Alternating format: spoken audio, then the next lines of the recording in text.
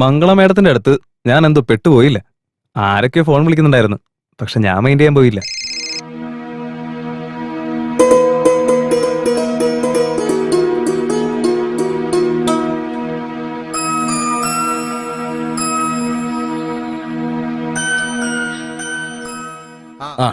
എടുക്കുവച്ചേ. ഇതാ ചേട്ടാ, 2 മാസത്തെ പലിശയും കൂടി ചേർത്ത് 27,000 രൂപയുണ്ട്. നന്നായി. ദേവച്ചേ, കഷ്ടകാലം എന്ന് പറയുന്നത് എല്ലാവർക്കും ഉണ്ടാവും. പക്ഷെ നമ്മളൊരു വാക്ക് പറഞ്ഞാൽ അത് പാലിച്ചിരിക്കണം. പിന്നെ കാശിന്റെ ആവശ്യം എന്തെങ്കിലും വരുവാണെങ്കിൽ ചോദിച്ചാൽ മതി, ഉറപ്പായിട്ട് ഞാൻ നിനക്ക് തരും. പിന്നെ ആ മുദ്രപത്രം ചെക്കും ഇങ്ങ് തന്നേക്കാവോ? ദേവച്ചേ, ബോണ്ട് പേപ്പർ, ചെക്ക്. ഇനി നിന്റെ പേപ്പർ ഇതാ. ശിവലിംഗം, ഇതാ ഒപ്പിട്ടോ. എടോ ശിവലിംഗം, 6% പലിശ. പലിശ എടുത്തിട്ട് ബാക്കി പണമാണ് ഇപ്പൊ തരാൻ പോകുന്നത്. പിടിച്ചോ. ഈ കൊച്ചിനോട് പറഞ്ഞത് തന്നെയാ നിന്നോടും പറയാനുള്ളത്. മാസാമാസം കൃത്യമായിട്ട് പലിശ കിട്ടിയിരിക്കണം. 3 മാസം ടൈം. കുഴപ്പമില്ല, അതൊക്കെ അവൻ തന്നോളൂ ചേട്ടാ. ഇവൻ പ്രശ്നക്കാരനൊന്നുമല്ല. എന്നാ ശരി, ഞാൻ ഇറങ്ങട്ടെ. ഒന്നിരിക്കു വച്ചേ. തോക്കിന്ന് ചാടി വന്ന് വെടിയുണ്ട പോലെ ഇങ്ങനെ അങ്ങ് പോയാലെങ്ങനെയാ? ഹലോ രാജാ, 4 ബദാം പാൽ, അതിലൊരെണ്ണം മധുരം കുറച്ച്. ശരി സാറേ.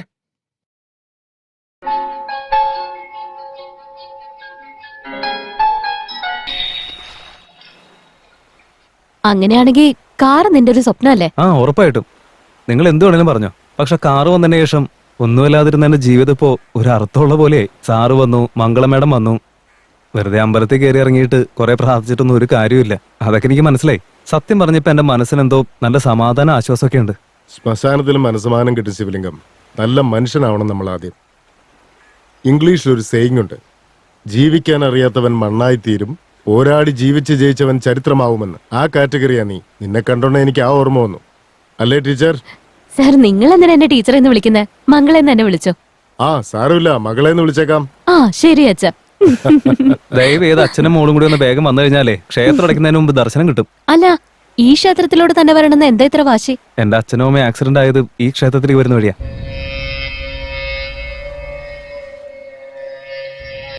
എന്റെ മുത്തശ്ശി ഇടയ്ക്കിടയ്ക്ക് എന്നോട് പറയാറുള്ളതാ, പെൺകുട്ടികളുടെ മുമ്പിൽ വെച്ച് കരയാൻ പാടില്ലെന്ന്. ഞാനിപ്പോ വരാം. ശിവലിംഗം, നീ എന്തിനാ ഇങ്ങനെ സങ്കടപ്പെടുന്നേ? എല്ലാ സങ്കടങ്ങളും ഈ ജലത്തിൽ അലിഞ്ഞു പോകും. എന്താ മോളെ ഞാൻ പറഞ്ഞത് ശരിയല്ലേ?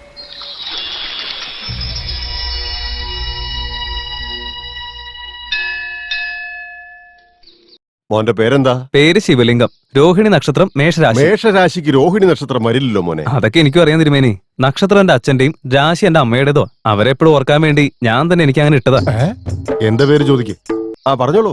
അസാദുള്ള ബേഗ്. ഓഹോ, നക്ഷത്രം എന്താ? നമ്മുടെ നാടിന് വേണ്ടി ജീവത്യാഗം ചെയ്തില്ലേ, അവരുടെ ആരുടെയെങ്കിലും നക്ഷത്രം എടുത്തോ?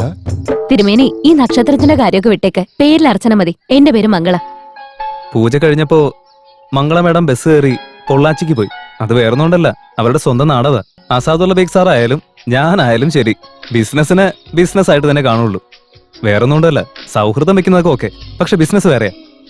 ആഫ്റ്റർ 3 days മംഗള മേഡം ഫോൺ വിളിച്ചിട്ട് PF ഓഫീസിലേക്ക് പെട്ടെന്ന് ചെല്ലാൻ പറഞ്ഞു. എന്താ വരാൻ പറഞ്ഞ? പിടിക്ക്. ഇതില് 27,831 രൂപയുണ്ട്. പിടിച്ചോ. അല്ല, ഇതെവിടെ നിന്ന് സംഘടിപ്പിച്ചു? ഞാൻ ടീച്ചർ ആവുന്നതിന് മുമ്പ് വേറൊരിടത്ത് ജോലി ചെയ്തിരുന്നു. അവിടുത്തെ PFന്റെ എമൗണ്ട് ആയത്. ഇത് കിട്ടുമെന്ന് വിചാരിച്ച റൂമിന് അഡ്വാൻസ് കൊടുക്കാൻ നായിഡുന്റെ കയ്യിൽ നിന്ന് പലിശയ്ക്ക് കാശെടുത്ത്. ഇപ്പൊ നിന്റെ കടവും തീർത്തു. അതൊന്നും സാരമില്ല, ബാങ്കിലിട്ടിട്ട് പിന്നെ തന്നാ മതി. അപ്പൊ നീ കാറ് വാങ്ങിച്ച് എന്റെ സ്കൂളിൽ ഡ്രോപ്പ് ചെയ്യാൻ വരില്ലേ? അതൊക്കെ ശരി തന്നെ, പക്ഷെ കാശ് അവിടെ ഒപ്പിക്കും. Check discount.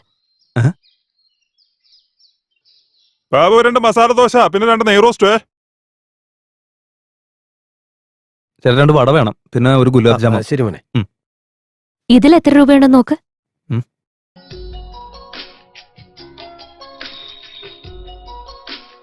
12,500 രൂപയുണ്ട്. ശരി. പിടിക്ക്. ഇതിൽ 7,500 ഉണ്ട്. ഇപ്പൊ എത്രയായി? ഇപ്പൊ 20,000. ഇത് ഞാൻ നിങ്ങൾക്ക് തരാനുള്ള 20,000. താങ്ക്സ് ഉണ്ട് കേട്ടോ. ആക്ച്വലി ഞാനല്ലേ താങ്ക്സ് പറയണ്ടേ. അല്ല, കാറ് വാങ്ങിക്കാൻ ഇനി എത്ര രൂപയാ വേണ്ടത്? ചെയിൻ 6,000 വെച്ചത്, പിന്നെ നായർ തന്നത് 18,800, ഇപ്പൊ നിങ്ങൾ തന്നത് 20,000. അപ്പോ ആകെ മൊത്തം 44,800. അപ്പൊ അത്രേ ഉള്ളൂ അല്ലേ? പിന്നെ ഇനി 15,000 രൂപയും കൂടെ വേണം അല്ലേ? അതെ. ഇതില് 15,000 രൂപയുണ്ട്. ബാക്കിയുള്ള 200 നീ കയ്യിൽ നിന്ന് ഇടണം. അല്ല, ഇത് എവിടെ കിട്ടിയത്? ഞാൻ നാട്ടിൽ പോയപ്പോ എന്റെ ചെറിയച്ചനോട് ചോദിച്ചു മേടിച്ചതാ. നിങ്ങക്ക് എന്താ പ്രാന്ത? പെങ്ങള് പേടിക്കണ്ട, കഴിച്ചോ. എന്തിനിതൊക്കെ ചെയ്യുന്നേ? എനിക്ക് കാർ ഓടിക്കാനായിട്ട് ഈ കണ്ടവരുടെ അടുത്തൊക്കെ വെറുതെ കൈ നീട്ടാൻ പോകുന്ന എന്തിനാ? അതങ്ങനെ വേറെ ആരുമല്ല, എന്റെ ചെറിയച്ഛനാ. അതാരെങ്കിലും ആയിക്കോട്ടെ, പണം ആരെങ്കിലും തന്നു കഴിഞ്ഞാൽ പിന്നെ അത് തിരിച്ചു കിട്ടുന്നവരുടെ ബഹളോ. എന്തിനാ ഇങ്ങനെയൊക്കെ ചെയ്യുന്നത്? അതെ, വള തീർന്നു പോയിട്ടാ. എന്നിട്ട് ഇപ്പോഴാണ് പറയാൻ തോന്നിയേ താനിത് എവിടുന്ന് വരുവാടോ? ആലപ്പുഴക്കാരനാ സാറേ. പ്രാന്തുടിപ്പിക്കാതെ പോയെ. എന്തിനാ അയാളോട് ദേഷ്യപ്പെടുന്നത്? ഒരു ഗുലാബ് ജാമുൻ കൂടെ. എനിക്കൊന്നും വേണ്ട. ഇവിടെ നോക്ക്, നിനക്ക് പണം വേണ്ടെങ്കിൽ അത് തുറന്നു പറയണം. അതിനിത്രയും ദേഷ്യപ്പെടുന്ന എന്തിനാ? ചേട്ടാ വേഗം ചെന്ന് എടുത്തിട്ടോ. അന്ന് നീ എന്താ കാണിച്ചത്? നിനക്ക് എന്നെ അറിയില്ല, എനിക്ക് നിന്നെ അറിയാത്ത സമയത്ത് നീ എന്നെ സഹായിക്കാൻ വേണ്ടി മാത്രം പണം റെഡിയാക്കി തന്നിട്ട് വലിയ ഹീറോയിസം കാണിച്ചു പോയതല്ലേ? അത് ഞാൻ തിരിച്ചു ചെയ്തപ്പോ എന്താ കുഴപ്പം? ഞാൻ ചെയ്തല്ല എന്താ തെറ്റുള്ളത്?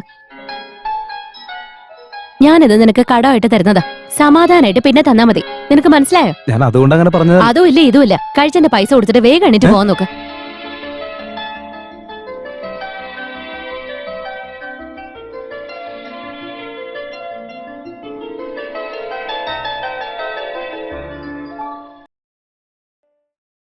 എന്തിനാ ഇവിടെ നിർത്തിയത്? ഇവിടെ നല്ല പ്യുവർ പെട്രോൾ കിട്ടും. അതാണെങ്കിൽ വിലയും കുറവാ. വണ്ടിയിലെ ഒരു കുപ്പിയുണ്ട്, അതെടുത്തോണ്ട് പോയിട്ട് ഒരു 1/2 ലിറ്റർ വാങ്ങിച്ചിട്ട് വരാം ഞാൻ. ഈ മനുഷ്യൻ നോക്കി എപ്പോ നോക്കിയാലും പിന്നെ കയറി നിന്ന് നേരെ ഉറക്കമാണ്. ഒന്ന് പിടിച്ച് എഴുന്നേപ്പിച്ചേ.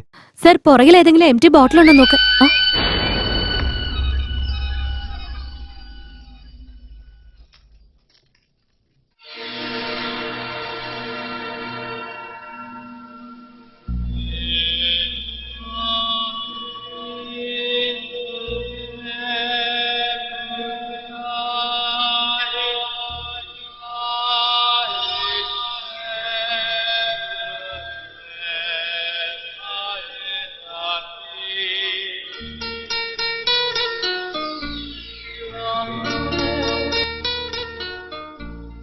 കണ്ണടച്ച് തുറക്കുന്നതിന് മുൻപ് എല്ലാം അവസാനിച്ചു. എല്ലാം കഴിഞ്ഞതിന് ശേഷം അവിടെ നിന്ന് പോരാൻ മനസ്സനുവദിച്ചില്ല. അസാദുള്ള ബേഗ് സാറുടെ മകൻ ഈ കാര്യം അറിഞ്ഞോ ഇല്ലയോ എന്നറിയില്ല. അവരുടെ അഡ്രസ്സും എനിക്കൊരു പിടിയുണ്ടായിരുന്നില്ല. മംഗളയോട് സംസാരിച്ച ഒരു ആശ്വാസം കിട്ടുന്ന കരുതി അവരുടെ വീട്ടിലേക്ക് ഞാൻ ചെന്നു.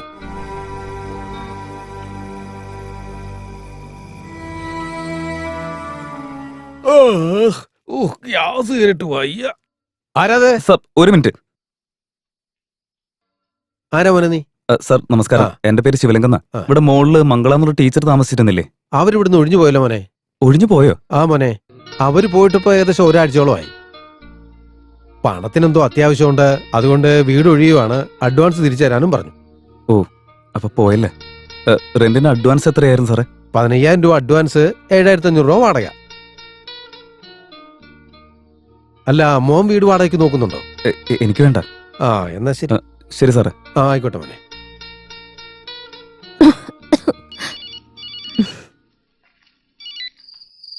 ആ പറയ് ശിവലിംഗം. ഹലോ, ഇതിപ്പോ എവിടെയുള്ളേ? കുറച്ച് സാധനം വാങ്ങാൻ വേണ്ടി കടയിൽ വന്നതാ. ചേടാ, ഒരു വാക്ക് പറഞ്ഞിരുന്നെങ്കിൽ ഞാനും കൂടെ വരുമായിരുന്നല്ലോ. എനിക്കും കുറച്ച് സാധനങ്ങൾ വാങ്ങാനുണ്ടായിരുന്നേ. അത് പോട്ടെ, എനിക്കെന്തോ ആകെ ഒരു സന്തോഷമില്ല. റൂമിലേക്ക് വന്ന ഒരു ചായ ഉണ്ടാക്കി തരോ? ഞാൻ എവിടെയാന്ന് പറഞ്ഞാ നീ അങ്ങോട്ടേക്ക് വരുമോ? അത് അയ്യോ, ഞാൻ വീട്ടിലെത്താൻ കുറെ സമയം എടുക്കും. സാരമില്ല, വന്നിട്ടുണ്ടാക്കി തന്നാ മതി. ഞാൻ ലേറ്റ് ആവുന്നു പറഞ്ഞില്ലേ നിന്നോട്? ചേടാ, വിട്ടുകളാ, വെറുതെ തന്നെ ദേഷ്യപ്പെടുന്നു. ദേ കണ്ടില്ലേ, ഓരോരുത്തരുടെ സ്വഭാവം ഇങ്ങനെയൊക്കെ മാറുമല്ലേ.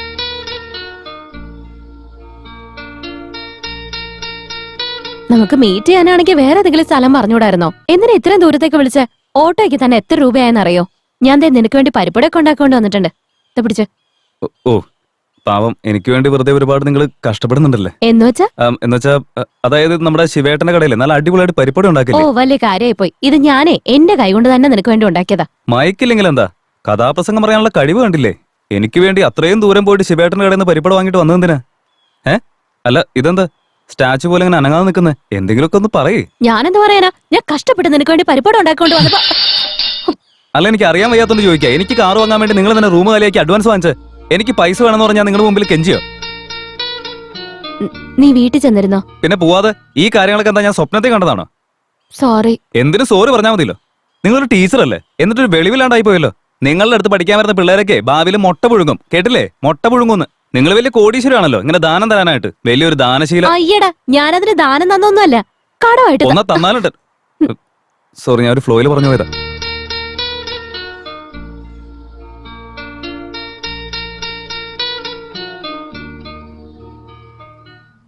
ദേഷ്യമൊക്കെ കുറഞ്ഞോ? കുറച്ചൊന്നും മിണ്ടാതിരിക്കാൻ പറ്റോ? അല്ല, എന്റെ സ്ഥാനത്ത് നീ ആയിരുന്നെങ്കിൽ എന്ത് ചെയ്തേനെ? ഞാൻ വേറെ എന്ത് ചെയ്യാനാ? റൂമിൽ നല്ല സമാധാനമായിട്ട് ഒരു ഓംലേറ്റും കഴിച്ച് സുഖമായിട്ട് കിടന്ന് ഉറങ്ങും. ഓഹോ, അങ്ങനെയാണോ? അപ്പൊ പിന്നെ അസാദുള്ള സാറിന്റെ അടക്കത്തിനുള്ള കാശ് നീ എന്തിനാ തന്നെ? അതൊക്കെ നിനക്ക് മാത്രമേ അറിയൂ, മറ്റുള്ളവരോട് പറയില്ലല്ലേ? അപ്പൊ പിന്നെ ഇതും അങ്ങനെ തന്നെ. വാ നമുക്ക് ഹോട്ടലിൽ പോയി ഇരുന്ന് സംസാരിക്കാം. അല്ല ഇപ്പൊ താമസിക്കുന്നതൊക്കെ എവിടെയാ?